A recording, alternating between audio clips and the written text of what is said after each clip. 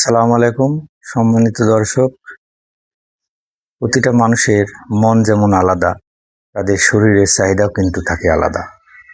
এবং আমরা যে খাবারগুলো গ্রহণ করি, যে খাবার আমার জন্য প্রযোজ্য বা আমার জন্য খুবই ইফেক্টিভ, সে খাবার কিন্তু আমার পাশে একই ফ্যামিলির আরও একজনের জন্য ইফেক্টিভ কিন্তু নাও হতে পারে, সেটা সে গ্রহণ নাও করতে পারে। কিন্তু যেমন কারো যদি মিষ্টি কুমড়া খেলে গ্যাসের সমস্যার সৃষ্টি হয়, পাশাপাশি অন্য কারো কিন্তু মিষ্টি কুমড়া খেলে গ্যাসের সমস্যা নাও হতে পারে। আবার কেউ যদি ইলিশ মাছ খেয়ে তার সমস্যা হয়, তাহলে কিন্তু সে ইলিশ মাছ খাবে না।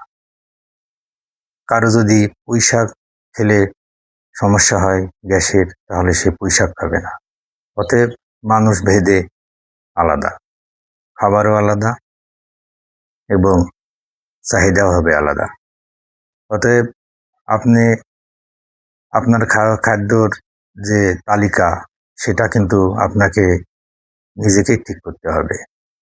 আপনি খেয়াল করবেন, পর্যবেক্ষণ করবেন কোন খাবার খেলে আপনার গ্যাসের সমস্যা হচ্ছে, সেই খাবারের তালিকা করুন এবং সেই খাবারটা কিন্তু আপনি এড়িয়ে চলবেন।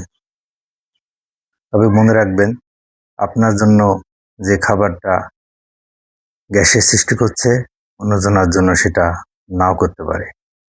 যেমন পেঁপে খেলে অনেকে বলে গ্যাস নিয়ন্ত্রণে চলে আসে, কিন্তু আমার বাস্তব জীবনের অভিজ্ঞতা, পাকা পেঁপে খেলে আমার কিন্তু গ্যাস বৃদ্ধি পায়।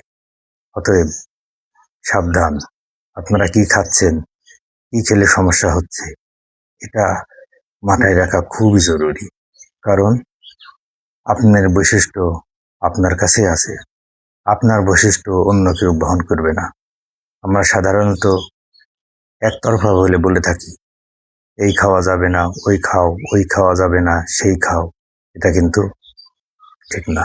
অতএব আমরা নিজেরাই নিজেদের খাদ্য সিলেকশন করব এবং কোন খাবার খেলে সমস্যা হচ্ছে সেই সব খাবারগুলো তালিকা করব এবং সেই খাবার আমার খাদ্য তালিকা থেকে বাদ দেব।